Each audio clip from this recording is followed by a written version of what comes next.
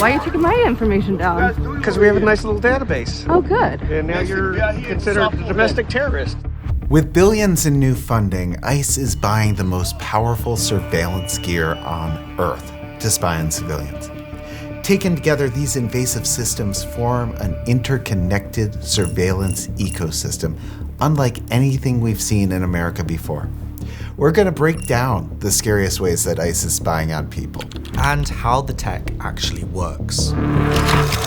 Imagine the government breaking into your phone. You didn't click a link, you didn't open a file, just receiving a message with spyware was enough. So this is a zero-click exploit. It's something which can be triggered without any real kind of user action. It's a software called Graphite, made by a company called Paragon, a company that ICE has just signed a 2-year contract for $2 million with. Once the spyware is on your phone, it sees everything. Messages, emails, photos, real-time location, even messages on encrypted apps. What makes this software unique is that once it's on your phone, it can see the messages before they're scrambled by encryption or after they've been unscrambled on your screen.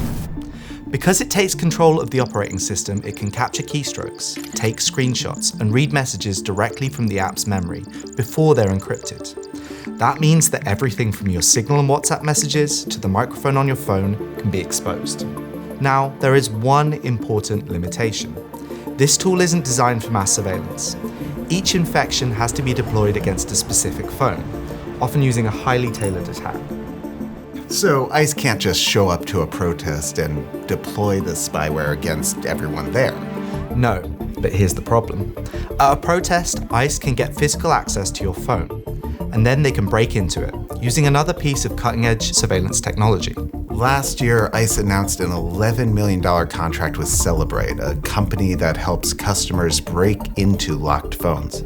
When ICE announced the contract, it completely redacted the justification for the purchase.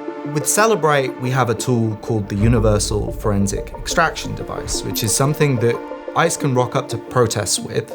And if they manage to detain you and take your phone off of you, they can stick it into this device, which is pre-programmed with all of the hottest and newest security exploits and vulnerabilities. This allows ICE to bypass pattern, password, or PIN locks, decrypt, extract, and analyze live, hidden, and even deleted data.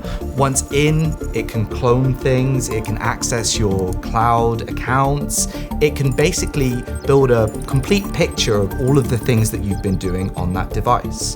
This technology has been used at scale, with 14,899 devices searched by ICE's sister agency, US Customs and Border Protection, between April and June of last year. Yeah, I am a U.S. citizen. So in this video, you can see an ICE agent scanning the faces of students cycling down a suburban street. The second agent's phone shows the app they are using, something called Mobile Fortify. They point their phone at someone's face and it instantly scans a database of nearly 200 million images. Computers use details that exist within your face in order to build a mathematical extrapolation. ICE agents have transformed their cell phones into facial recognition checkpoints, using the software to scrutinize individuals' immigration status, often without any suspicion or probable cause. But what we know is that facial recognition is quite error-prone. It's not error-prone evenly. It works pretty well for someone like me, a middle-aged white man. But as soon as you look at anyone who doesn't fit this one profile, we see more and more errors creeping in.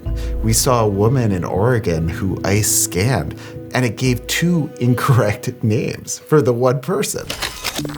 Last September, 404 Media uncovered these documents, revealing that ICE planned to purchase access to WebLock, a surveillance tool, for $5 million. The tool can look at phone location, not just 1 or 2 or 3.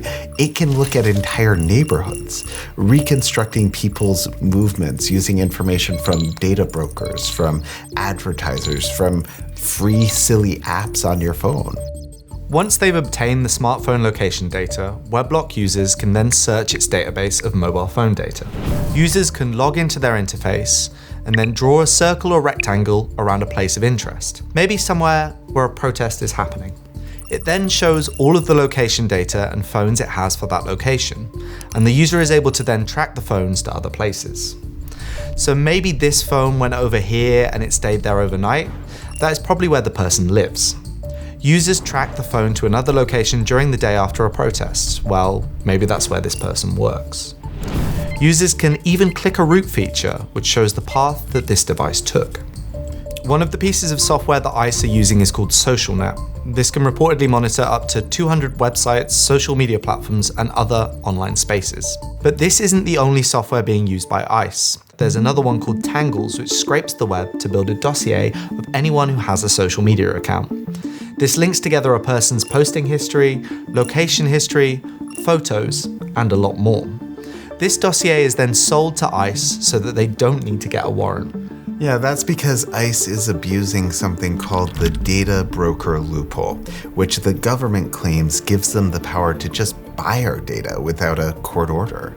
The US Constitution restricts when agencies can seize our data through court process, but agencies claims there's no legal limits on when they can just buy it using the public checkbook.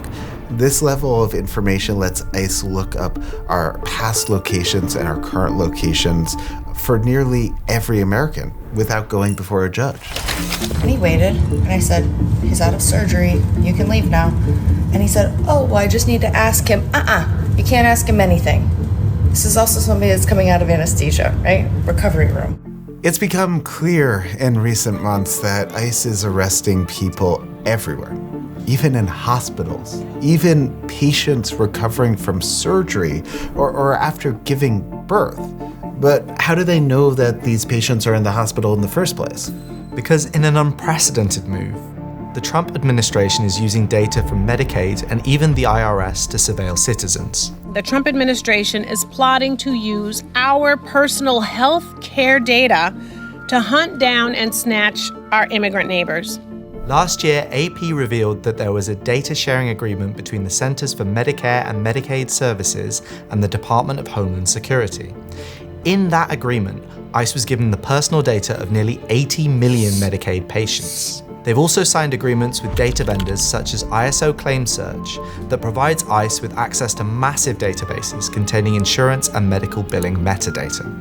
The database, which contains details on more than 1.8 billion insurance claims and 58 million medical bills, includes people's names, addresses, telephone and tax identification numbers, license plates, and other sensitive personal information. So ICE's surveillance creates another problem for the agency.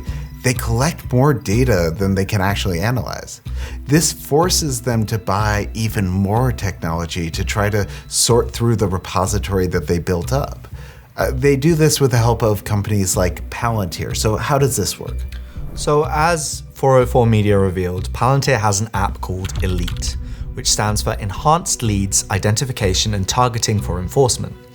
This tool integrates all of the government data together to provide one database where ICE can find deportation targets.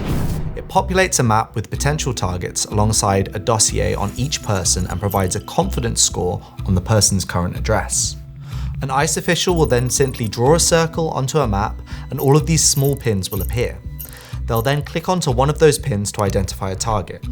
That will give them their name, date of birth, a photo, an address, and their immigration status. It's unbelievable how much data they collect, and ICE officials revealed in court last October that they're not using Elite everywhere. They're using it selectively to target neighborhoods that they refer to, and this is appalling, as target rich. This is the sort of dehumanizing approach that is allowing them to aim these sorts of apps at communities and treat people as yet another scorecard in their effort at mass deportation. Thank you to the Associated Press, Wired, and 404 Media. To support independent journalism covering government surveillance, go to 404media.co.